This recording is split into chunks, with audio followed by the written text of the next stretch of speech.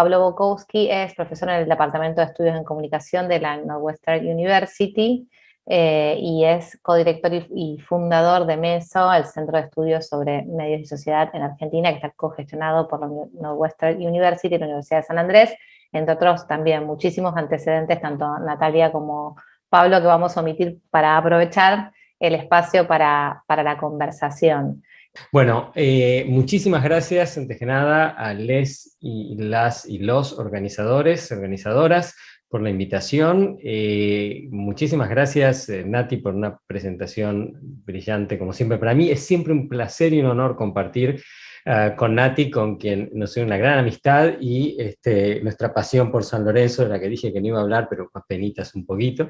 Y además, porque digamos, nosotros teníamos perspectivas bastante complementarias sobre algunos temas, como por ejemplo de la desinformación, en el sentido de que yo creo que voy a exponer un poco quizás la otra cara, la cara más cultural, menos política, más cultural del tema de la desinformación, en el contexto de un libro que escribí, que sacó Oxford University Press en mayo de este año, que tiene que ver con el vivir en un mundo con muchísima información, mucha más información que la que teníamos antes. No es la primera vez en la historia de la humanidad que esto sucede, sucedió en la antigüedad, como vemos por este debate entre Séneca y Pliny acerca de si es bueno o malo tener muchísima más información que antes, ¿no? Es el social dilemma de Netflix contra las alternativas.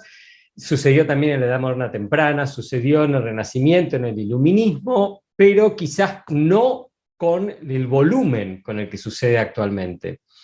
25.000 millones son la cantidad de teléfonos celulares inteligentes que se vendieron desde 1998 hasta el 2019. Aproximadamente, no aproximadamente, más de 3 veces más de la población del planeta. 4.500 millones son la cantidad de personas que estaban en al menos una plataforma, en una red, al menos una, al 1 de enero de este año. Ahora son más, muy posiblemente. Digamos, el promedio de la gente que está en plataformas está en 6.6 plataformas. O sea, es una enorme proliferación de comunicación en plataformas. Casi 100.000 es la cantidad de notas sobre Donald Trump que salieron a partir de una búsqueda en el sitio de CNN.com, ¿sí? Usando Donald Trump como palabra clave en octubre del año pasado. A mí yo creo que si ponía la búsqueda, la palabra del presidente argentino o el presidente americano, no importa, en la Biblioteca Nacional de Argentina, en 1985, hubiera tenido una fracción de esta cantidad de resultados y me hubiera tomado, digamos, meses, si no años, que me los trajeran. 14.000 es la cantidad de títulos que tiene Netflix en su catálogo global. Obviamente en cada país es una fracción de esos títulos. En Argentina son alrededor de 3.500, en Estados Unidos más de 5.000. Muchos de estos títulos son series que tienen múltiples temporadas y múltiples episodios por temporada, pero Netflix es solamente un streaming service, ¿sí? Aproximadamente hay más de 100.000 títulos en streaming disponibles en el mundo. Si uno piensa, digamos, hace un par de décadas, uno podía mirar canales de cable. Cuando yo crecí, solo podía mirar 4 canales de televisión abierta, ¿sí? En muy poco tiempo hemos pasado de eso a esto, y a esto hay que agregarle YouTube, y hay que agregarle, y agregarle, y agregarle. Vivimos en un mundo donde estamos inundados de información. La manera en que se ha estudiado este fenómeno es a través de la idea de sobrecarga informativa, y es la idea de que para tomar una decisión uno necesita determinada cantidad de información, ¿sí? Pero cuando se llega a un óptimo de información disponible, todo lo que sigue juega en contra, en lugar de jugar a favor, para decirlo en criollo. Si este es el concepto fundamental en el que digamos, los investigadores, tanto de ciencias sociales como de ciencias del comportamiento, han abrevado para entender este fenómeno de vivir en una sociedad con muchísima información, ¿por qué en el libro yo lo llamo abundancia y no sobrecarga informativa? Lo llamo abundancia porque las personas que han investigado este fenómeno en términos de sobrecarga informativa lo han básicamente pensado alrededor del uso de la información con fines instrumentales para tomar una decisión. Por ende, el foco ha estado mayormente en el procesamiento cognitivo de la información y en el uso de esta información en contextos laborales, para tomar decisiones puntuales, y es por ende que está la hipótesis, la posibilidad de una optimización, porque es cierto, hay mejores y peores decisiones en un contexto laboral, y de esto se deriva la idea de un discurso de déficit, que más allá de un óptimo de información, todo lo que se agrega está mal. Pero la mayor parte de nosotros, y acá es donde empiezo a hacer el link con el tema, el puente con el tema de la desinformación, la mayor parte de nosotros utilizamos esta información con muchísimos fines, no solamente para tomar decisiones, sino para relacionarnos con otras personas, para gestionar nuestra vida cotidiana en los múltiples grupos de WhatsApp que tenemos de un montón de cosas de las que estamos a cargo, para entretenernos, para expresarnos, para saber en qué están las personas que nos importan y que de repente no vemos todos los días. Y que entonces, cuando de alguna manera nos encontramos con esa información, no solo la procesamos cognitivamente, sino que le atribuimos significado, la interpretamos, como decía Nati, sentimos cosas que nos pasan, ¿sí? Y desarrollamos una serie de prácticas y rutinas para gestionar los 752 mensajes que yo tenía en distintos grupos de WhatsApp cuando me levanté a la mañana, que no tenía a la noche cuando me fui a dormir, y puse el teléfono de costado. Y todos estos mensajes, toda esta información, la usamos en múltiples contextos, no solo el laboral, y por eso es muy difícil pensar en una optimización de esto. Por ejemplo, cuando el 3 de septiembre salió la primera parte de la temporada 5 de Casa de Papel, ¿sí? Yo me la vi en 2 días, con mi hija mayor. ¿Sí? Me vi todos los 5 episodios en 2 días. ¿Es un buen uso? ¿Es un uso óptimo de mi tiempo? ¿No es un uso óptimo de mi tiempo? Yo la pasé bien, digamos, dejé algunas cosas de lado de trabajo, etcétera, pero yo la pasé fenómeno. Entonces es difícil pensar si está bien o está mal. Claro, si tenía cosas que sí o sí tenía que entregar laboralmente, posiblemente hubiera estado mal que me dedicara unas 4 horas y media en 2 días, como la mayor parte de la gente que tiene un show favorito, a ver Casa de Papel. Sin embargo, a mí me resultó bien. Por eso la evaluación, si es bueno o malo, depende mucho del contexto. Rápidamente, yo en el libro me pregunté, entonces, ¿cómo es en general esta experiencia de vivir en un mundo de información plena?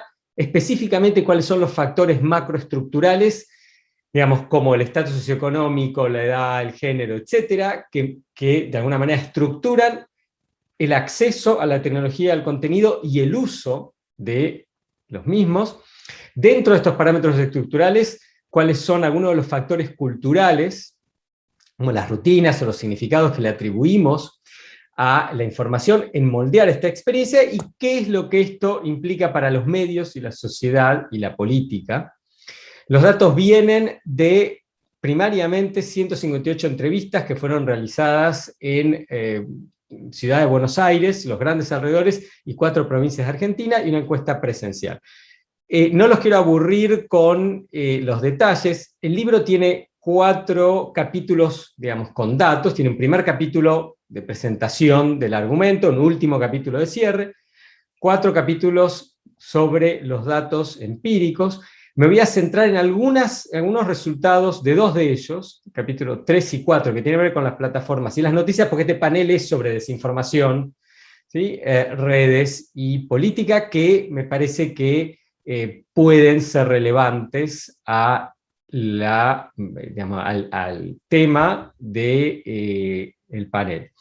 Lo primero que es muy importante es que desde la perspectiva de las personas, las redes no son una, sino que son muchas. Hay 37 redes en el mundo que tienen más de 100 millones de usuarios. Yo diría que el 95%, sin saberlo, pero digamos 90 como mínimo, 95 posiblemente por ciento de las investigaciones sobre las redes son sobre 2, Facebook y Twitter. Y la mayoría de las investigaciones sobre desinformación tienden a ser sobre Twitter. Twitter, sin embargo, es una red de nicho. La usan, está en el número 27 de estos 37, la usan personas que les importa muchísimo la información, especialmente en algunos lugares del mundo. Pero es realmente un uso puntual de una de las plataformas, ¿sí?, que se usan, y una plataforma en declive en el uso en cantidad de usuarios. Se usa mucho entre periodismo, mucho entre los académicos, mucho entre la gente que le importa la información noticiosa, pero cuando pensamos en plataformas y desinformación, pensemos que Twitter es una cosa chica y muy puntual. Lo que surge claramente de la investigación es que cuando la gente se mete en las redes, no se mete para informarse, se mete primariamente para expresar lo que piensa, lo que siente y lo que le acontece en la vida, y para enterarse de ese tipo de información de las personas con las que se relaciona, que le importan de una u otra manera. Y que por ende el consumo de las noticias y de la información de actualidad que sucede en las redes es altamente secundario, es derivado. La gente está en las redes para ver qué pasa con sus amigos, amigas, esto, lo otro, y se encuentra una noticia, a veces la mira en el posteo, a veces cliquea, pero no está en las redes para informarse de la actualidad. Y es altamente incidental, es un subproducto de estar ahí, ¿sí? Transicionando a las noticias, esto, digamos, en esta columna está, digamos, sintetizado los hallazgos fundamentales del capítulo 3 sobre plataformas en lo que hace al interés de esta mesa. Yendo hacia las noticias, es evidente en el análisis de datos que para las personas, al menos en Argentina, y al menos en la Argentina contemporánea, la cobertura noticiosa es sesgada. El sesgo es la norma, la intencionalidad es la norma, la falta de objetividad es la norma, ¿sí? La parcialidad es la norma. La idea de que las personas creen que el periodismo va a ser independiente, objetivo, imparcial, etc., es una ficción de los periodistas, de algunos periodistas tal vez, y de los textos que enseñan al periodismo, que explican a los medios.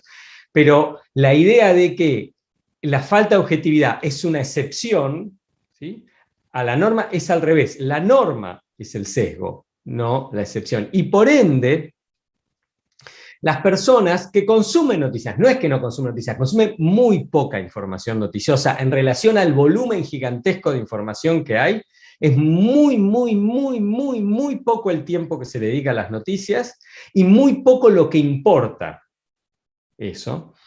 ¿Sí? A ver, para darles un dato duro, digamos, el promedio de una sesión en un sitio de noticias digitales de los primeros 50 de Estados Unidos, no tengo la medición en Argentina, no sé si existe, pero en Estados Unidos sí existe, es que el promedio de una sesión, no de que se le da una nota, sino de lo que está una persona en BuzzFeed o en el New York Times, o sea, es 144 segundos por sesión. Puede haber muchas sesiones en el día, pero es promedio de 144 segundos, oscila en alrededor de no más de 150 segundos y es relativamente estable a lo largo de los años. El promedio que una persona le dedica a ver una nueva temporada de su serie favorita en Netflix, si es una serie de acción como Casa de Papel, es 150 minutos por día. Las temporadas de 22 episodios se liquidan entre 4 y 5 días. Entonces hay 144 segundos dedicados a noticias, 150 minutos dedicados a Casa de Papel. ¿Sí? Ahora que me mataron a Tokio en Casa de Papel, perdón el spoiler para quienes no han visto esto, ya no sé si la segunda parte, en diciembre 3, le voy a dedicar la misma atención. Entonces, las personas le interesa poco, le dedican poco, y cuando le dedican, porque saben que las noticias tienen intencionalidad, desarrollan toda una serie de estrategias para gestionar su interpretación de la información, dado que la información viene sesgada. Y por ende, a lo largo del tiempo, desarrollan alta capacidad crítica. ¿Sí? Nosotros tenemos evidencia experimental en otro estudio, donde muestra que la gente reconoce mucho más las noticias falsas de lo que se supone que las reconoce. Y por ende, si pensamos en un universo con un montón de información, donde la información noticiosa es una fracción pequeña, ¿sí?, del consumo de la información, y la desinformación dentro de la información, ¿sí?, noticiosa es una fracción muy pequeña de eso, y el efecto es un efecto muy menor, yo muy preocupado no estoy. Muchas gracias.